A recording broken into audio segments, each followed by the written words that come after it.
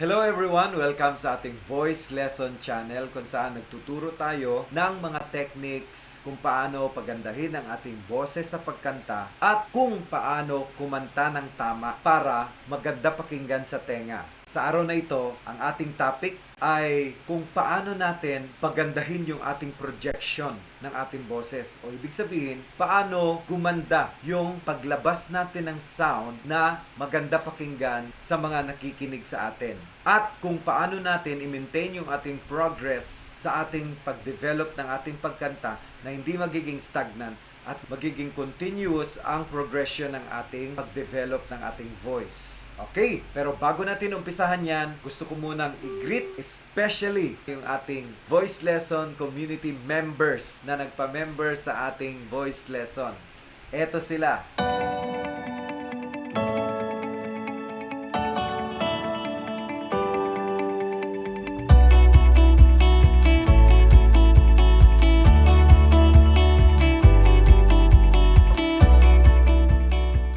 At of course, gusto ko ring batiin at i-greet lahat ng mga subscribers natin mula sa Singapore, sa Riyadh, sa Saudi Arabia, sa Hong Kong, sa Canada, sa Italy, at sa iba't ibang sulok ng mundo.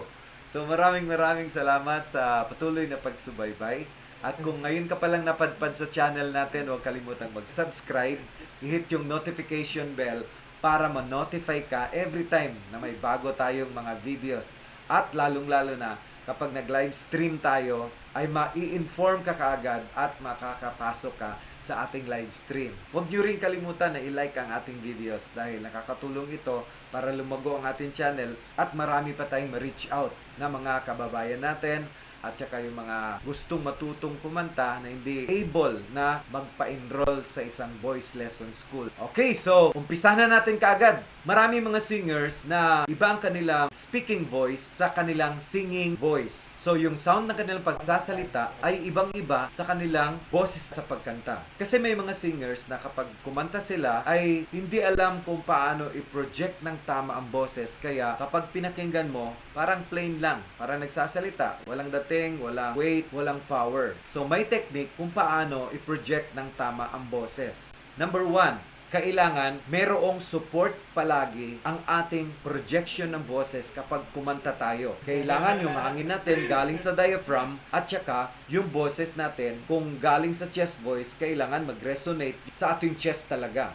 At saka kailangan medyo i-modulate natin ng konti yung ating boses at saka yung sound ay parang pabilog. Example, with respect to this note. La, la, la. Kung pakikinggan mo, parang basag, lata, parang flat lang. Ang tamang pag-project or pag-resonate ng sound na yun, ng note na yun ay kung ang vowel ay A, la, kailangan i-combine yung A at saka O ng konti. Para ma-project natin yon, kailangan i-open natin yung ating ngala-ngala para buo at malinis pakinggan. Example. La, la. Hindi. La, la. So, napansin nyo ba ang kaibahan ng sound sa la, la? Diba? Kapag inopen natin yung ating ngala-ngala, automatic yung sound natin mag-iiba. O, ibig sabihin, yung projection ng voice natin ay mag-iiba. Lalong-lalo na kapag sinuport natin sa ating muscle sa tiyan. Paano ba mag-support? O, yun, isa sa mga problema. Paano mag-support? Naituro ko na ito sa previous videos natin, but for the sake sa mga bagong nakapanood sa ating video, ang pag-support ay kailangan patigasin natin ang ating tiyan. Example, kapag nag-inhale tayo, automatic maglaki yung ating tiyan. Kasi parang balon yan. Pag hinipan natin yung balon, automatic yung balon maglolobo. The same thing sa ating pag-inhale, yung tiyan natin ay lulobod. Iba yung pag-inhale natin sa ating daily life dahil dito lang sa chest nang gagaling. Isa din ito sa mga mahirap gawing technique dahil ang nakasanayan natin kapag naghinga tayo ay galing lang sa chest. Paano natin malalaman kapag chest lang ang ating paghinga? Kapag chest lang ang ating hininga ay aakyat yung balikat natin at saka dito ang mag-e-expand sa ating chest part. Ganyan. O, kapag ganyan ang paghinga natin, kapag kumakanta tayo, expect ka na, nakakapusin ka ng hininga kapag kumanta ka. Pero kapag dito, ang hangin, diretso sa diaphragm natin, o, tingnan nyo ang kaibahan. Chest na paghinga. Aakyat dito. Kapag dito, wala, hindi aakyat ito. So dito, ang support yan, kapag katapos natin maghinga, i-hold yung ating pag-exhale o paglabas ng hangin. I-hold yung paglabas ng hangin. Yun ang tinatawag na support. Kapag hinold natin yung ating pag-exhale, pagkatapos na nag-inhale, hold, tapos taliitin, itulak ang hangin natin sa pamagitan ng muscle ng ating tiyan. Itulak pataas para ang pondo ng hangin natin ay nandito sa diaphragm. Huwag ipalabas. Yun ang support. Okay. Lalong-lalo na kapag mataas yung tinitira natin na nota, napaka-importante ang support para hindi tayo mag-flat. At saka dapat sapat ang hangin. Kakanta ako ng isang song with proper projection at i-compare natin sa hindi tama ang projection. Okay? Kakantahin ko siya na hindi open yung ngalangala ko. So, paano ba pag-open ng ating yung soft palate natin, yun yung ngalangala natin. Paano ba i-open yon? Mag-imagine ka na parang mayroong bola or jollen na nilulunok. Dapat naka-open siya. Ano ang effect nito sa ating pagkanta? Ito ay napapaganda ang projection ng ating sound. Pangalawa, maaabot natin yung mataas na nota. Napapataas nito or na-enhance nito ang ating vocal range. Kapag kumanta ka, try to imagine or try to project yung boses mo ay nasa likod ng iyong ngalangala, aakyat papunta dito. Lalong-lalo na kapag nag-hit ka ng mataas na notes. Halimbawa, sa song na ito, kakantahin ko siya ng plain without proper projection. Walang proper projection. Ganito ang sounds natin. I did my best, but I guess my best wasn't good enough. Kung pakikinggan mo siya, it was good, but it's not good enough. Diba? But with proper projection ng voice, ganito ang magiging sounds niya. I did my best, but I guess my best wasn't good enough. Kung mapapansin nyo, yung sound yan, nag-change kaagad mula sa I did my best, but I guess my best wasn't good enough. Kesa sa I did my best, but I guess my best wasn't good enough.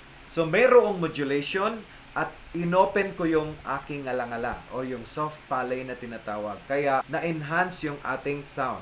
Another example, sa kantang Superstar ng Carpenters, halimbawa, kinanta ko siya ng plain without proper projection. Long ago, and oh so far away. Pero pag kinanta mo siya with proper projection, open yung ngalangala with modulation, ganito ang magiging sound. Long ago, and oh so far away. Okay, this time it's your turn. May ituturo ako na 3 vocal exercises na very effective para ma-build up ang muscle ng ating vocal cord para magkaroon ng strength at saka power yung ating projection ng ating boses. Pwede mo itong gawin sa loob ng banyo. Leo, Leo, Leo. Leo, Leo, Leo. Hi! La!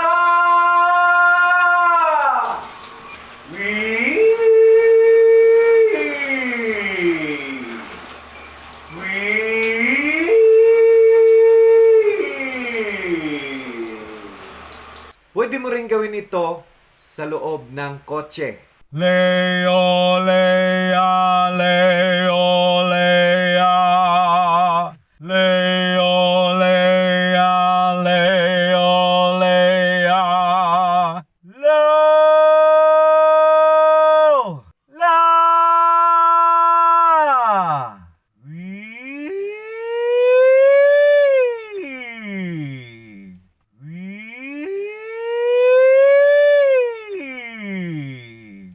Habang nagta-travel ka. Pero, reminder and warning, kailangan nakafocus yung mata mo sa road.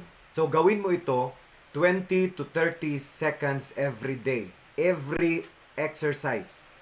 Dahil tatlo ito, so 30 times 3. Di ba? Pwede mo itong gawin sa loob ng banyo. Pwede mo rin gawin ito sa loob ng kotse. Or pwede rin, kapag nasa kwarto ka, pwede mong takpan yung mukha mo sa unan para makasigaw ka na hindi masyadong nagre-resonate sa buong paligid yung boses mo. Okay?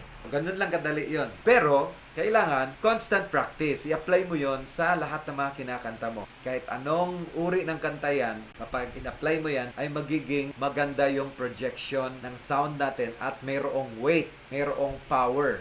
At kailangan i-practice mo siya ng mabuti, i-apply mo sa lahat ng mga kinakanta mo para nang sa ganon, magkakaroon ng changes yung projection, yung paglabas ng sound natin na maganda pakinggan. Para tuloy-tuloy yung progress ng ating pag-develop ng ating pagkanta, huwag nating kalimutan maging consistent sa ating pag-practice. Especially sa vocalization, sa pag-apply ng proper projection ng ating boses. Number 1 talaga is yung support. At saka, kailangan kapag nag-practice tayo, huwag yung for the sake of practice lang, kung hindi, practice with quality talaga. O ibig sabihin, we have to put our effort, yung quality practice talaga. Kapag ganito ang ginawa natin, expect that you will progress efficiently, tuloy-tuloy siya. So, hanggang dito na lang muna. And shoutout sa lahat ng mga subscribers natin at yung mga nagpapa-shoutout sa ating mga subscribers. O, eto na yung mga pangalan ninyo. Sinali ko na dito sa mga pa-shoutouts natin. And as I promised, nandito lahat ng mga pangalan ninyo. Abangan nyo, tingnan nyo. And magandang araw and God bless us all. Hanggang sa susunod na video content natin, marami tayong mga suggestion and magagandang topic na gagawan pa ng video. Okay? So abangan ninyo. Keep safe always and enjoy singing, enjoy learning. Bye-bye!